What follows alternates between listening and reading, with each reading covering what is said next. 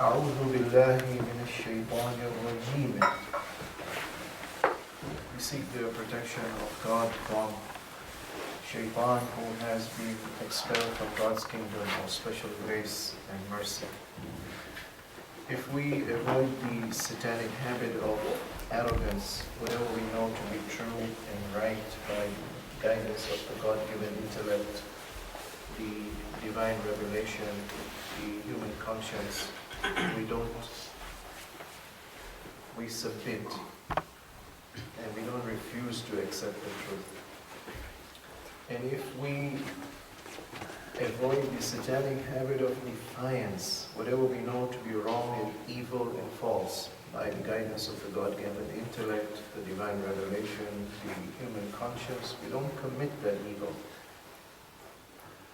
And if we have reliance on God, definitely we will get the strength to be able to identify, to recognize, to detect what is satanic and what is divine in the thoughts and the feelings that we experience. And we should also get the strength to be able to resist and say no to evil and yes to the truth. And we shall have the power to overcome any attempt to force us. The most important thing we need to recognize is God has given us a pure, divinely guided soul that can overpower all evil. Bismillahir Rahmanir Rahim. We ask for special grace and guidance from God because He is Allah, the all-perfect being. Nobody can achieve any goodness or perfection until and unless Allah wills it so. And we ask for His grace and guidance because He is Rahman. His Rahmah, His love, His mercy overflows, reaches out to each and every entity, comes to life by God's mercy, remains alive by God's mercy, grows towards His goal of creation by God's mercy. And we ask for His special extra grace and blessings because He is Rahim. His unlimited grace, support, reward, both here in the dunya and in the akhirah, is available in abundance, everlasting, diverse, profound, to a degree which is even unimaginable for us. But it is only for those who believe in Him, who submit to His will, who follow His commands. Alhamdulillah. والصلاة والسلام على سيدنا ونبينا محمد وآله الطاهرين.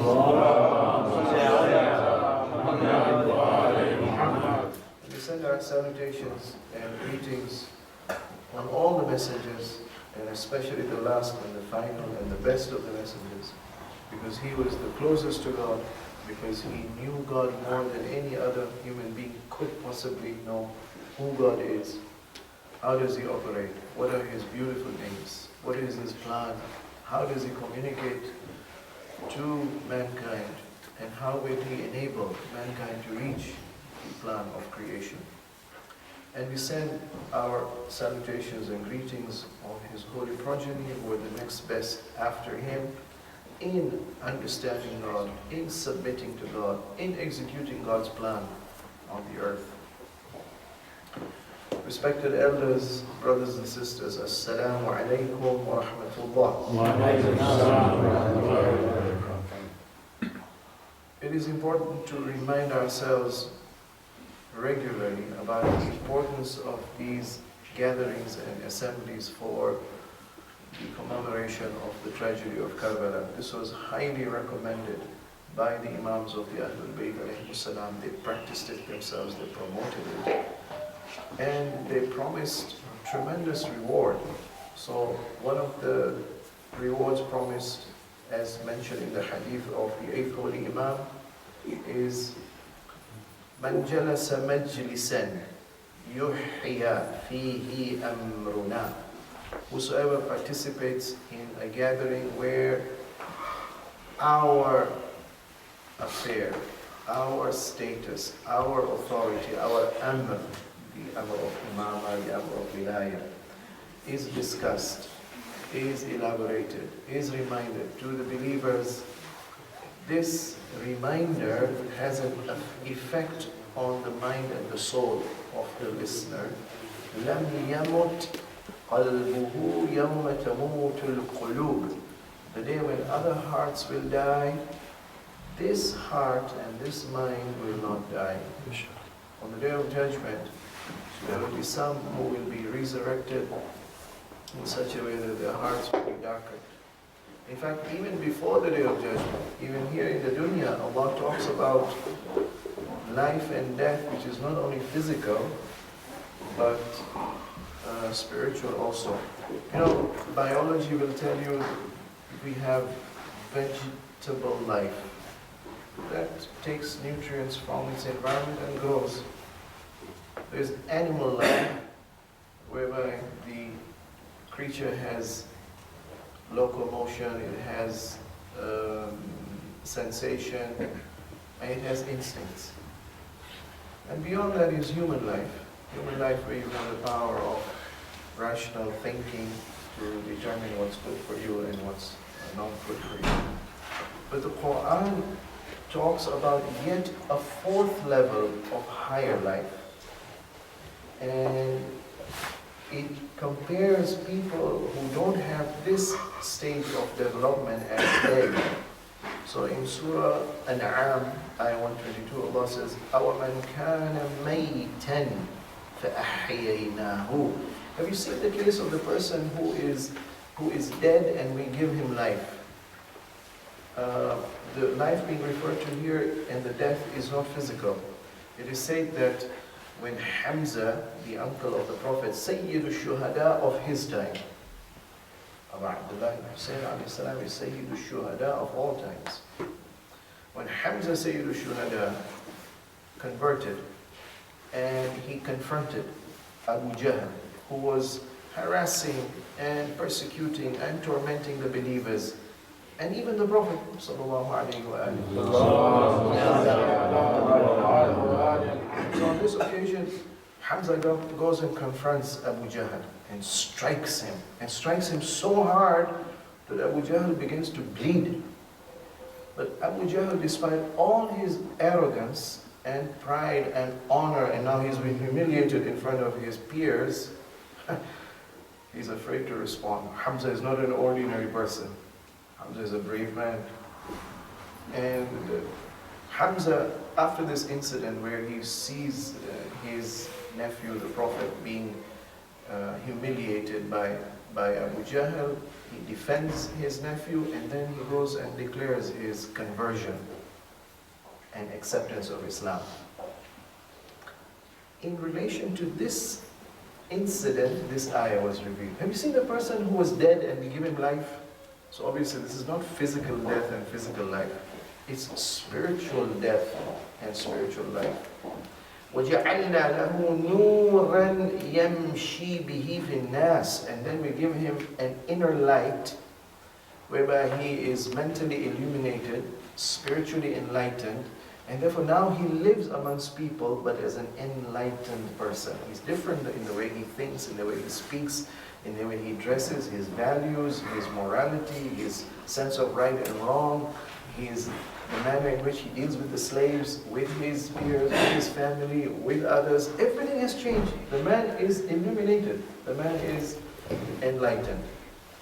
Do you think the example of this enlightened, revived, spiritually reborn person is the same as the other person, referring to Abu Jahl now?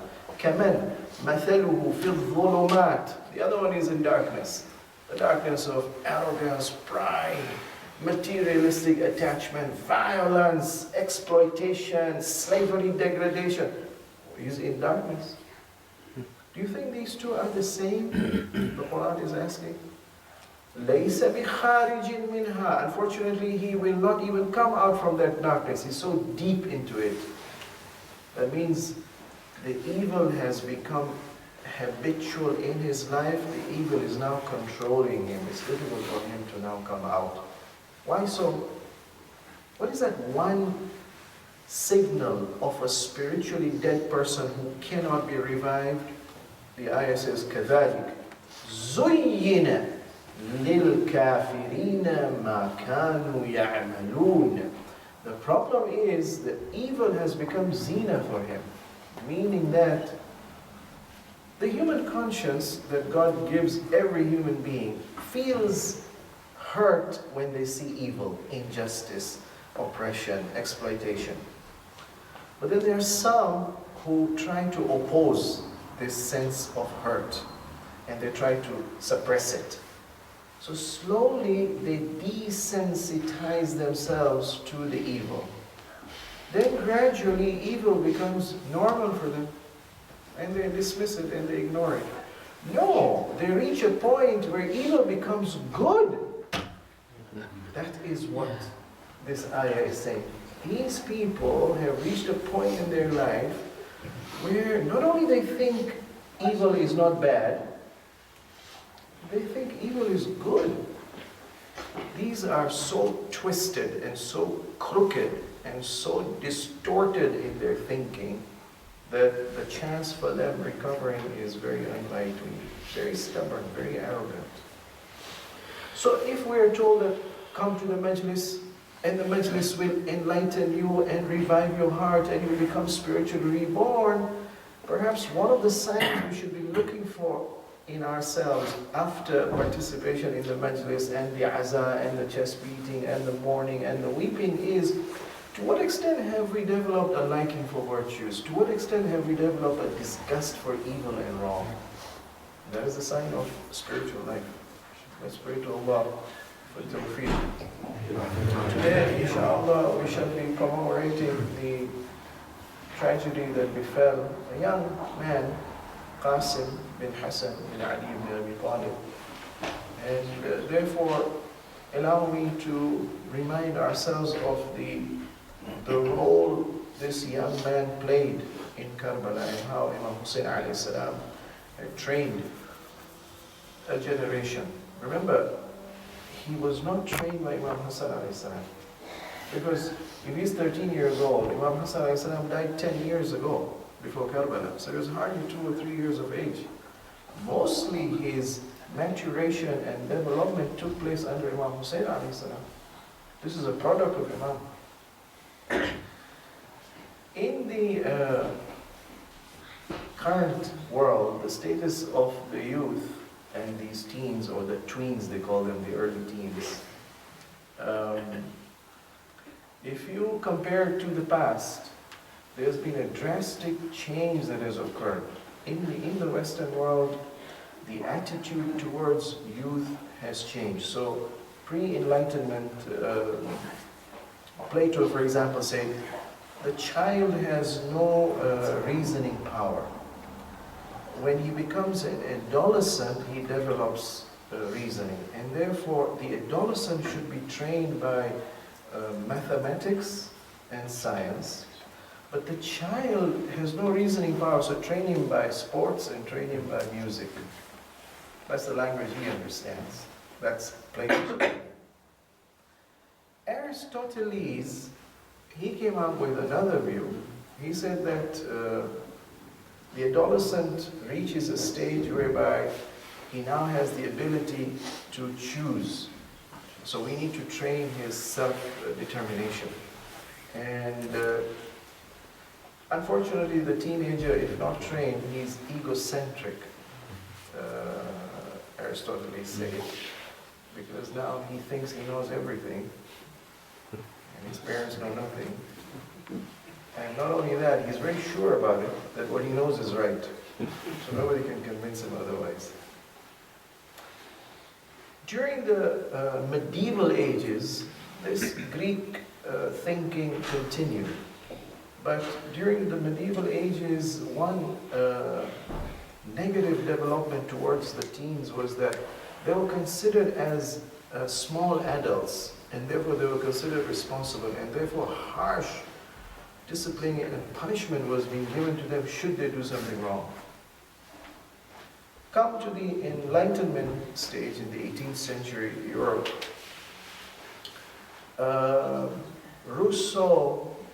Jacques Rousseau, he came up with this concept that the teenager has the power of reason which develops during this time, and therefore he is very curious, and therefore teenagers between 12 and 15 years of age, we should encourage their sense of curiosity and exploration and discovery.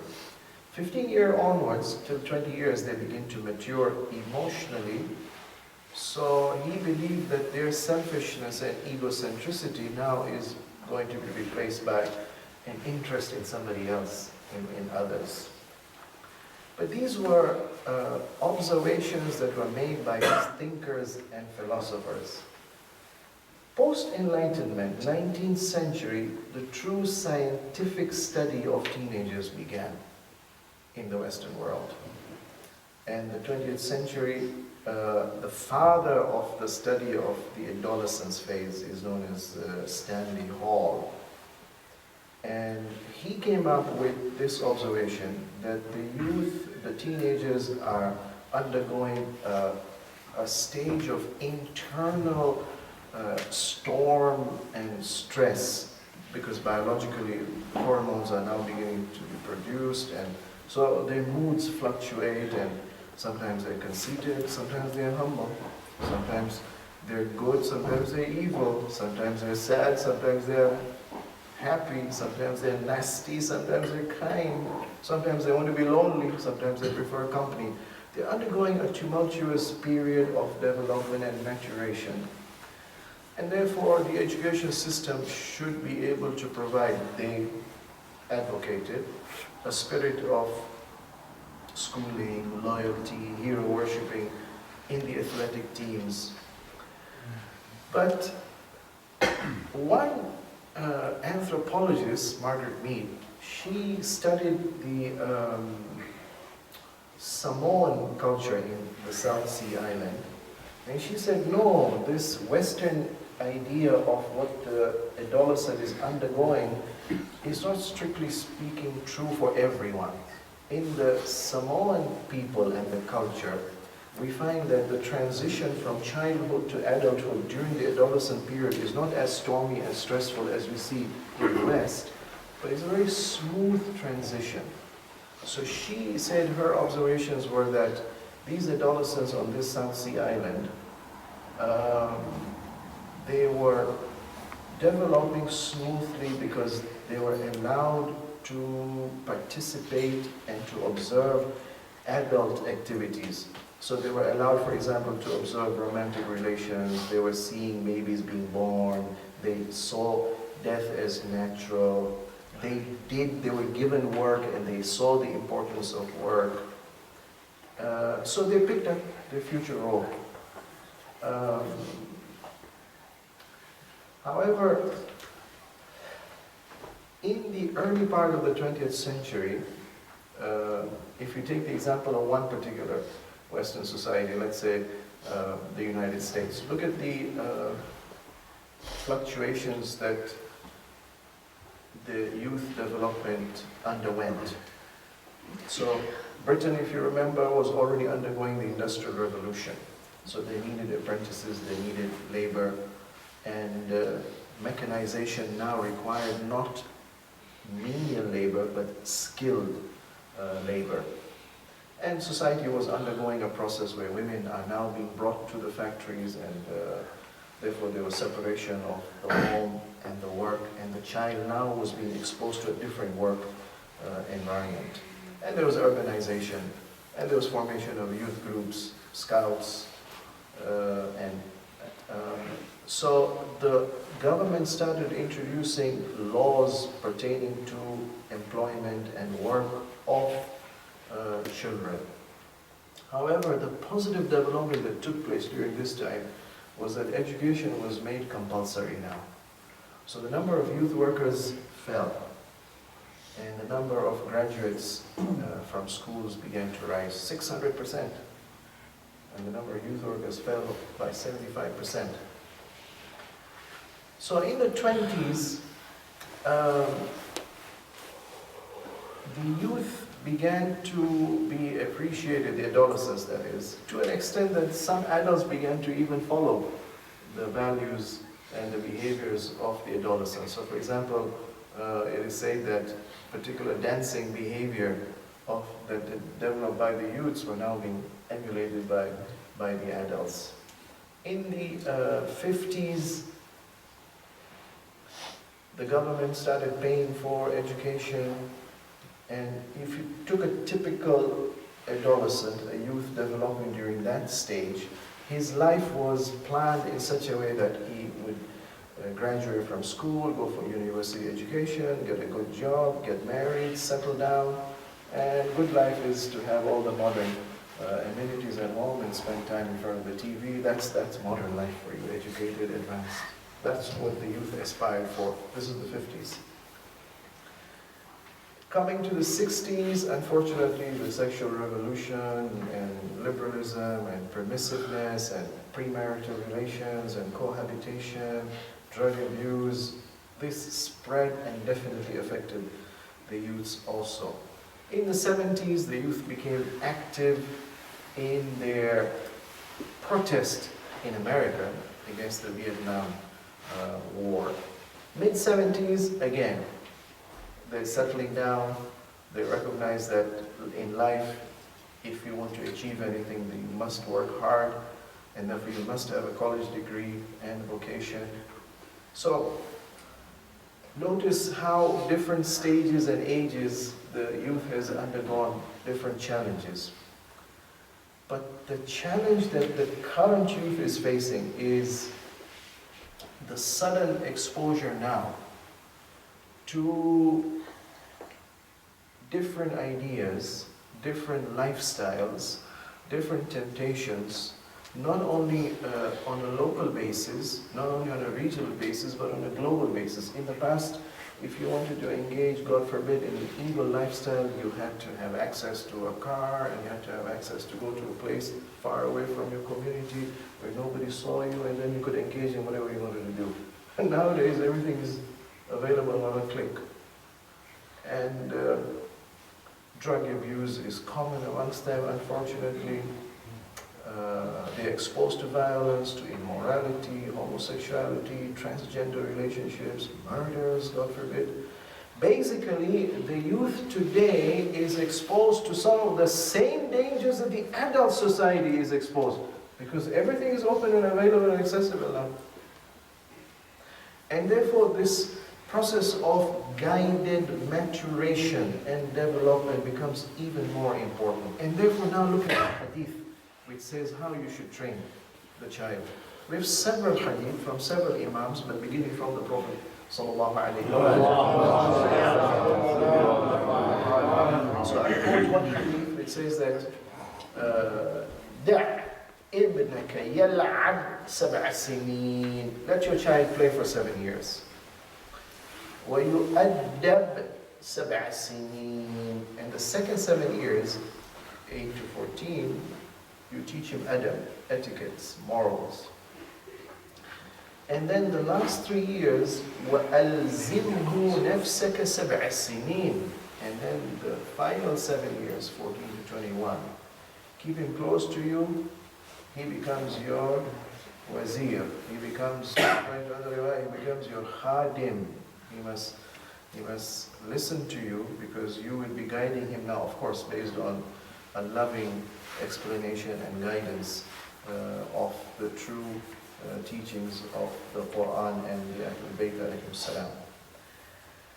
Interestingly, before the hadith, in the Quran, we are shown 3 models of youths growing up. One is Ibrahim alayhi salam. I remember the time when Ibrahim alayhi salam went and made a philosophical, intellectual inquiry about who is the Lord of the universe. This is mentioned in Surah An'am. A second model mentioned is that of Yusuf alayhi salam. It's interesting, some of the prophets are mentioned very briefly, but some prophets, their life history is mentioned in quite a lot of detail. And Musa alayhi salam is one of them. There are almost 1,000 verses in the Quran about Musa alayhi salam and his confrontation with Fir'aun. And one surah specifically discusses the different stages of Musa's life, right from birth till adolescence, till young adulthood, till marriage, till escape from Fir'aun, and till return back to Misr, till being selected and commissioned to become a prophet, till his struggle, until settling down. Amazing. So Musa alayhi salam's adolescent development is mentioned when, as a young man, he comes out of the palace and he sees an incident where he gets physically involved. He sees some dhulm and he stands up and defends the mazloom. And then the third example is that of Yusuf alayhi salam, young man in the palace, and he gets seduced, and his response. So allow me to take these three models to pick up certain principles and guidelines for how we should be trying to develop our views. In Surah Yusuf, in Surah Qasas, in both the surahs, one ayah repeats itself. وَلَمَّا بَلَغَ أَشُدَّهُ. And when he meaning Yusuf alayhi salam, or he meaning Musa alayhi salam, when he reached bulugh, ashudda, his maximum age of growth and development. Now physically he's maturing, he's no longer a child, he's becoming an adult now. وَلَمَّا بَلَغَ أَشُدَّهُ آتَيْنَاهُ حُكْمًا وَعِلْمًا وَكَذَلِكَ نَجْزِي الْمُحْسِنِينَ. We granted him hukm and ilm. Hukm and ilm has been literally translated as hukm, judgment, ilm, knowledge. So the power of being able to judge as a prophet, he would have to adjudicate in cases of dispute, for example. So the power of judgment was given to them. And ilm, the ilm of sharia, was given to them. Or no, hukum here means hukuma. They were given the power of self-control. The problem with the developing youth is the uncontrolled. Suddenly you have feelings, you have emotions, you have thoughts, you have impulses. What do you do with them? You need to have the power of hukuma and control over them. Hukum wa ilm. Ilm means you have a solid, strong, intellectual belief system. Or no, hukum meaning you can make a judgment, or not in others' affairs, in your own affairs. You need to, you make observations, you get information, well, analyze it, judge. So analytical thinking, hukman wa ilma, and then you get true intellectually acceptable and satisfying knowledge. So notice the Quran is pinpointing two very important developments that occur in a human being's development at this stage of adolescence. So let's take the example of Musa alayhi salam when he comes out of the palace. Surah Qasas, ayah number 14 and 15.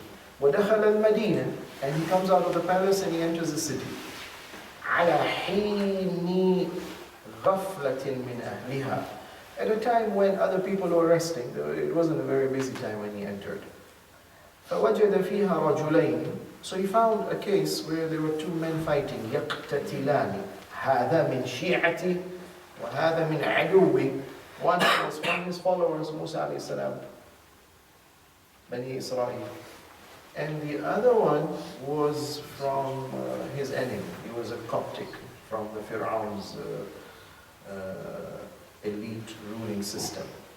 فَاسْتَغَاثَهُ الَّذِي مِنْ شِيعَتِهِ. There was istighatha and crying for help by the Shia, by his follower, عَلَى الَّذِي مِنْ عَدُوِّهِ, against his enemy in this physical fight. So Musa alayhi salam realized that in a Zalim system, the soldiers or the members of the ruling elite will be the aggressive, oppressive party. Normally we know from their behavior, he must have been observing all of this. So the moment he got a cry for help, immediately he decided to help the Mazlum. فَوَكَزَهُ, he goes and strikes one blow. Musa was a strong man.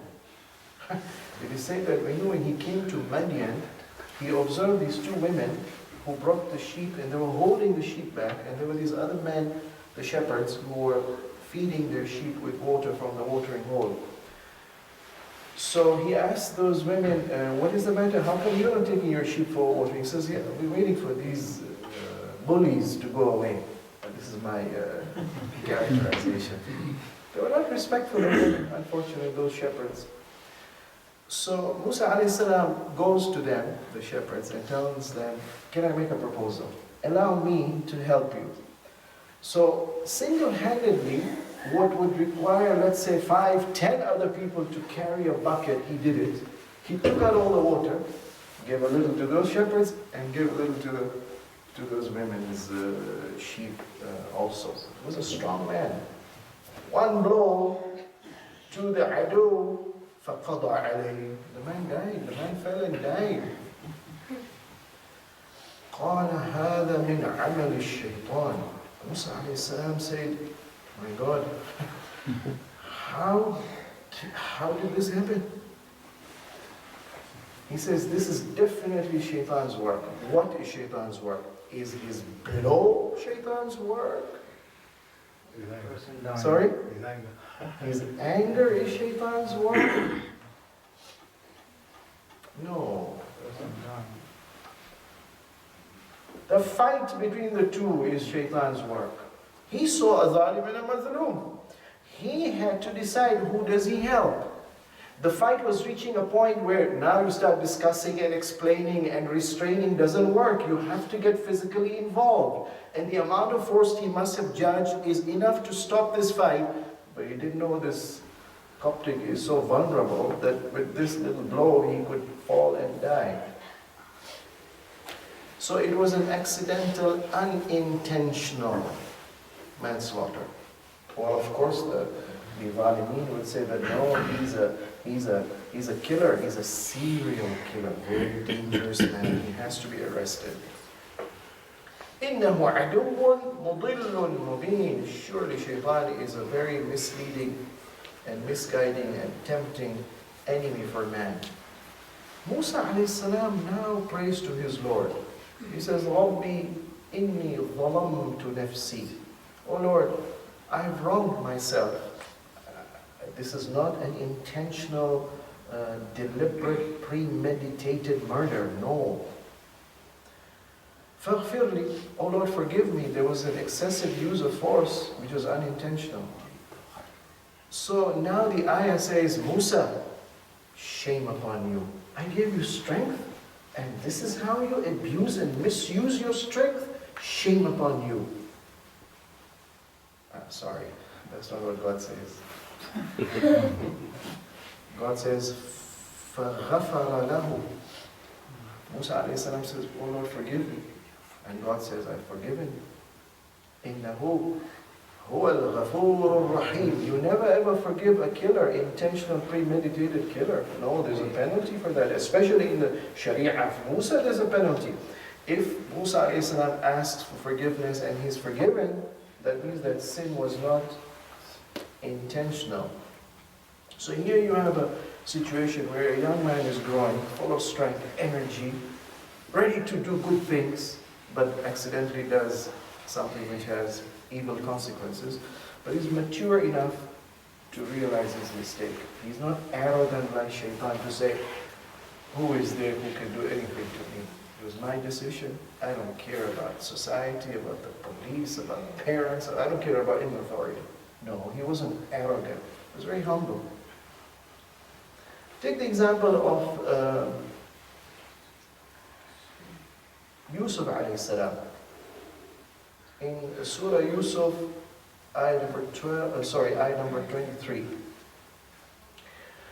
وَرَاوَدَتْهُ الَّتِي هُوَ فِي بَيْتِهَا. And the one in whose house he was staying, she tried to seduce him. وَغَلَّقَتِ الْأَبْوَابِ. And then she locked all the doors. وَقَالَتْ هَيْتَ لَكَ. And then she solicited him and she said, come. Question. Your superior is ordering you. What do you do? Your superior is ordering you. You could be jobless if you refuse to obey. Not only will you be jobless, you are being threatened with prison if you disobey. So Yusuf alayhi salam had to make a decision. How do I respond to this temptation? His response, or incidentally, this is a problem. Sexual temptation is a huge problem. Surveys indicate that high school teenager kids, almost 50% in some societies, have already succumbed to the temptation. But no, to the credit of the 50%, they don't. 50% are abstinent. So, but if you ask them, what is the reason for abstinence? Why don't you succumb to the temptation? Everybody else is doing. That's what the media says. Everybody else is doing. So they say they're afraid of the sexually transmissible diseases, for example. They're afraid of unwanted pregnancies, for example.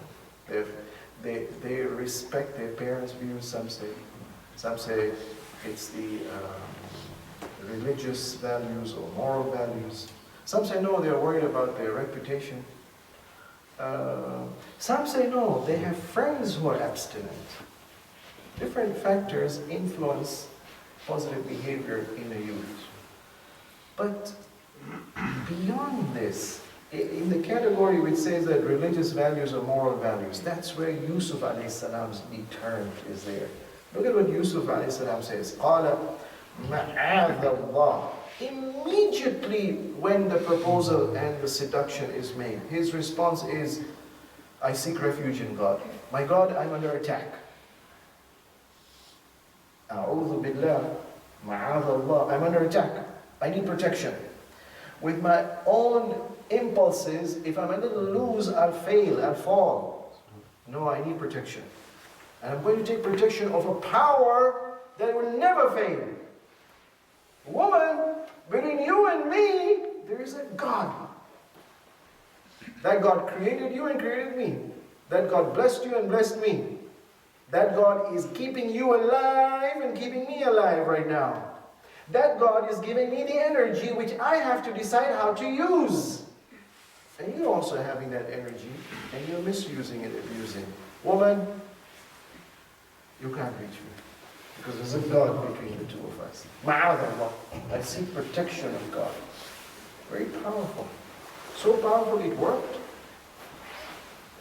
And then he says, إِنَّهُ رَبِّي أَحْسَنَ مَثْوَايَ. He's my Lord. And He has always been kind. I've been born in a good family. The family of the Prophet Ya'qub alayhi salam. I had a good loving mother.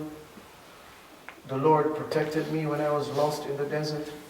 The Lord honored me in that, yes, I was sold into the slave market, but then I was bought by an honorable governor. The Lord blessed me in this palace. Oh, the Lord has got a long history of blessings all the time. I'll be very ungrateful if now I ignore these blessings. And besides, number 3, إِنَّهُ لَا يُفْلِحُ الظَّالِمُونَ. Never ever will a person who commits evil and does wrong, even if nobody's watching. You have closed the door, but God is watching. And the consequences will be there of this act on my mind, on my heart, on my body, and later on in society. Any adulterous affair definitely is going to affect society. And therefore, I'm not going to commit this act, which is an act of zulm. And God praises him. The interesting thing is, God says, وَكَذَلِكَ نَجْزِي الْمُحْسِنِينَ.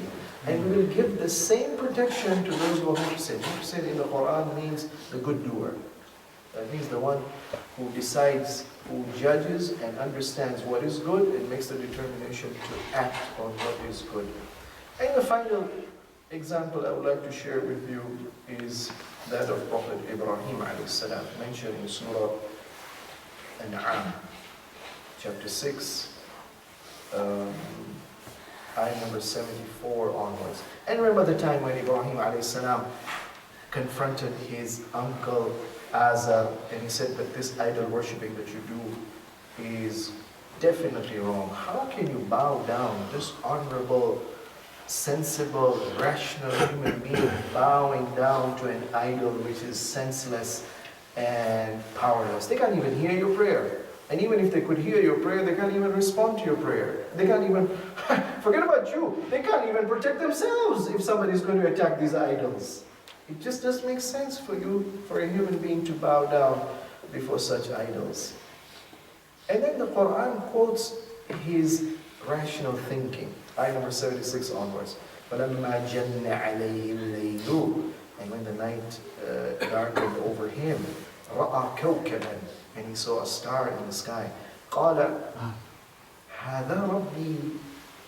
There are other star worshippers, but can this really be a deity worthy of worship? Can he be my Lord? فَلَمَّا أَفَلَ. But then over time the star set. قَالَ لَا أُحِبُّ الْآفِلِينَ. A setting star, disappearing star, moving star? No, I don't like such a Lord who disappears and goes away and leaves me all alone. And then the next ayah says, فَلَمَّا رَأَى الْقَمَرَ. And the next night he sees the moon, maybe perhaps a full moon, بَازِغًا, rising. قَالَ هَذَا رَبِّي. Can this be my Lord, whom I should revere and worship and pray to? فَلَمَّا أَفَلَ. And when the moon set, disappeared, moving object, قَالَ لَإِنْ لَمْ يَهْدِنِي رَبِّي لَأَكُونَنَّ مِنَ الْقَوْمِ الضَّالِّينَ. These are moving objects. We know logically any moving object must have a mover. Well, this is not the actual self-moving object. This is not the prime mover. There must be somebody else governing, controlling, moving them. So he's not the absolute power. And I'm worried now. Oh Lord, I need your guidance. Oh, the true Lord, if you are there. It's interesting. Oh, the true Lord, if you are there, guide me, otherwise I'm lost. There was an atheist. He says, I didn't believe in God. But then my child suffered an illness, and I had to rush her to the hospital. So the doctors examined, and then they called me for explaining to me what is going wrong. But I could judge, because I was waiting for the decision, and from the faces I could judge something is seriously wrong. When I went there, they said, sorry, we've diagnosed a condition for which we don't have any effective cure, and therefore it's just a matter of time and days before she's going to collapse. So if you have your Lord, pray to them. So the atheist says, Lord, I don't know if you're there, but if you're there, and if you do listen to atheists, I got a humble prayer to you. If you save my child, I'll believe in you. And it turns out, he reports, that the doctors do find some, I don't know, they made a mistake in the diagnosis, or somehow the child survives. And this attitude of Ibrahim alayhi salam, oh Lord, I'm seeing the star setting, I'm seeing the moon setting, where are you? If you truly dare guide me, I'm lost.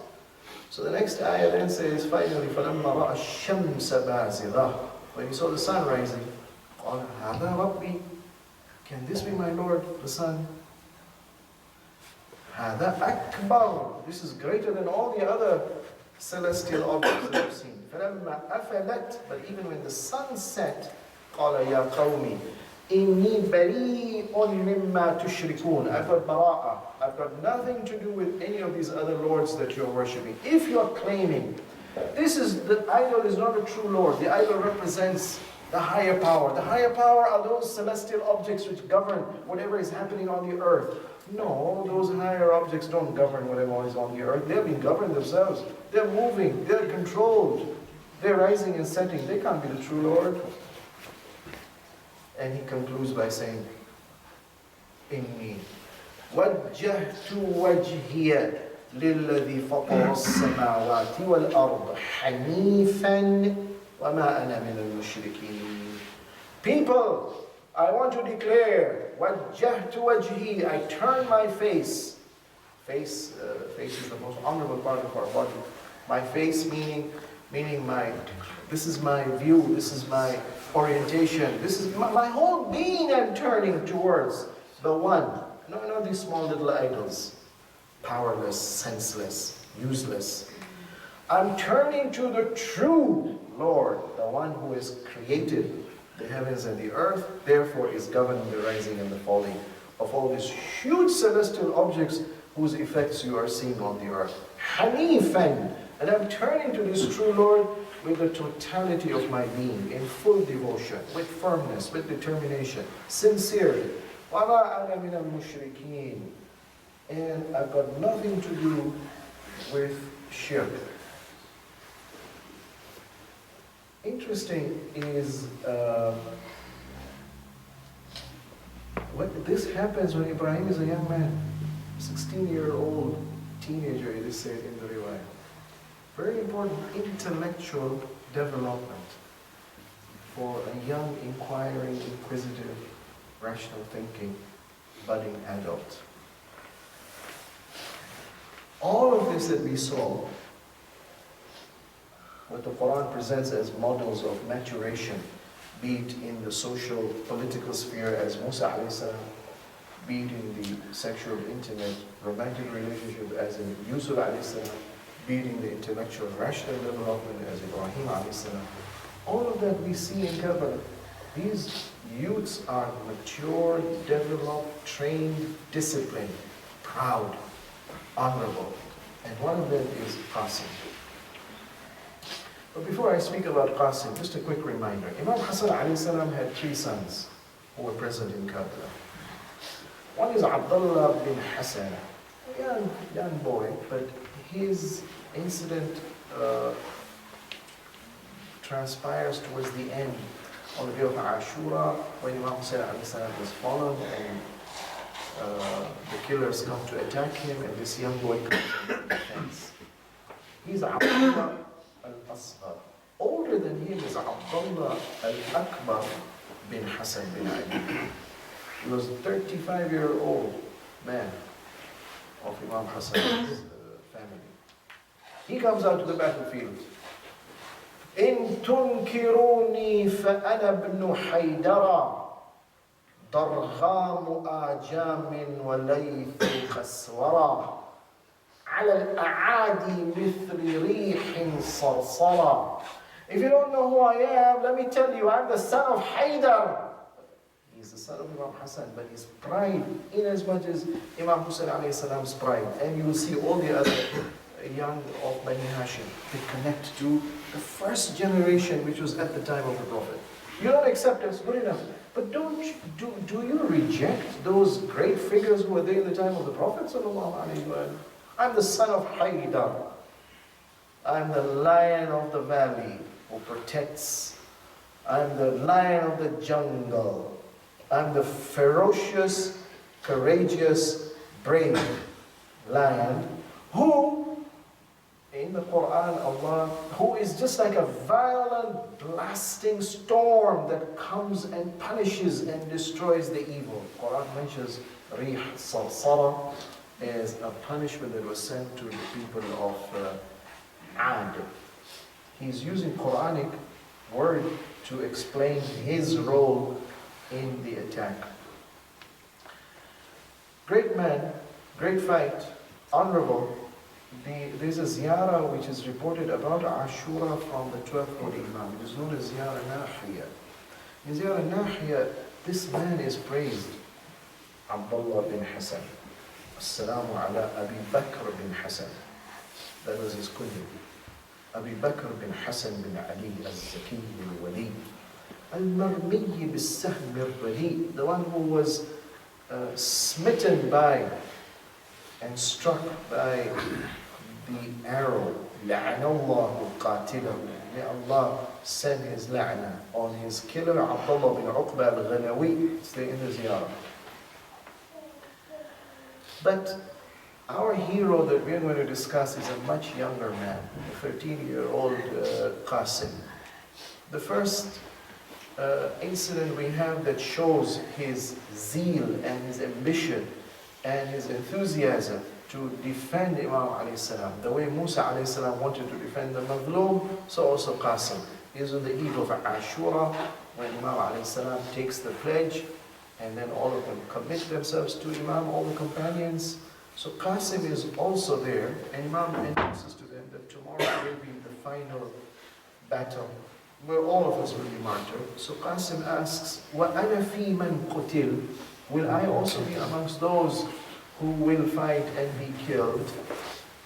Imam Hussein alayhi salam, before replying, Qasim says, Qasim, I need to ask you one question before you can even think of being killed. Because being killed means you go and face the enemy. To face the enemy, you need to be brave. Are you brave enough, my son? كيف الموت عندك? How do you find death? I would just like to remind ourselves. You remember when one of the sons of Imam Ali alayhi salam, of Aqil alayhi salam, when he goes to the battlefield, he says, death is painful, but I'm ready to face it for a higher goal. That other man said, death is painful. Qasim says, no, death is not painful. Ya amma ahla min al-asal. Death is sweeter to me than honey. This is very important. You look at the Quran.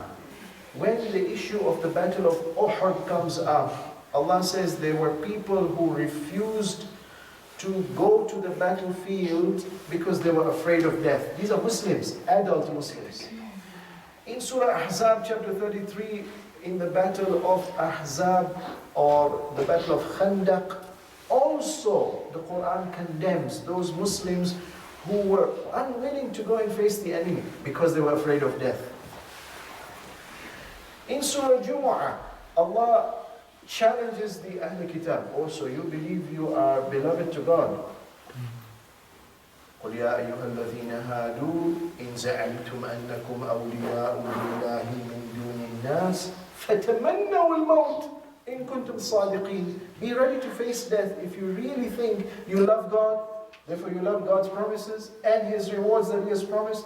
So if necessary, when you have to face death, be ready to go to die. But they were not ready. Keep all of that in mind. Fear of death. And now look at this young man, Qasim. Look at the training he has received. He says, not only do I know what is death, not only do I know the pain of death, but for me the pain of death is not only painless, it is sweet. This reminds us of what Amir al-Mu'mineen alayhi salam mentions in Nahj al-Balagha when he's threatened. He says, Wallahi la ibn Abi Talib anas bil maut min al-tifli bi thaddi ummi. Don't you threaten me with death. To me, death is more comfortable, more desirable than for a little baby, the breast of his mother. This was the family that trained such young men. Imam Hussein alayhi salam is impressed by this response. He says, Wallahi, I'm happy. May your uncle be sacrificed for you. Great man, great young man. Yes, Qasim, you also tomorrow will be martyred. أما بعد أن تبلو ببلاء عظيم. But Qasim, you will have to face a great bala, a great affliction when you go to the battlefield. So on the day of Ashura, when others have already proceeded, now Qasim comes to Imam alayhi salam and asks for permission. Obviously nobody can proceed without permission of the commander-in-chief. Imam alayhi salam, when Ali Akbar comes to ask for permission, doesn't hesitate. Go ahead. When Qasim comes to ask for permission, he doesn't grant it. He's reluctant. He is hesitant. One of the poets in Farsi, he says that "Booy khoon mi aayad az daman dasht."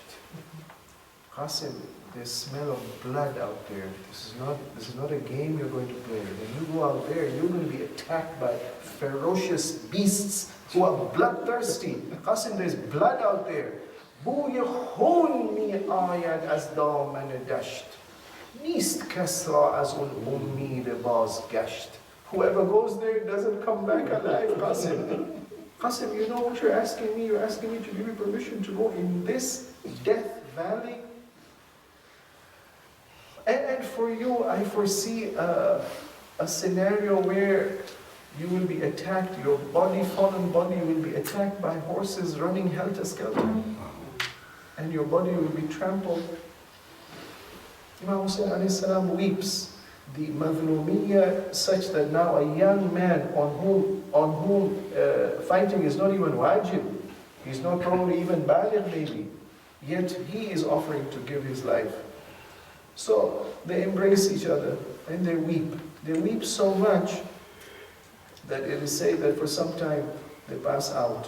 One of the historians who was on the enemy's camp, known as Humayd bin Muslim, he says that then I saw from a distance this young man pleading and begging the Imam to be granted permission.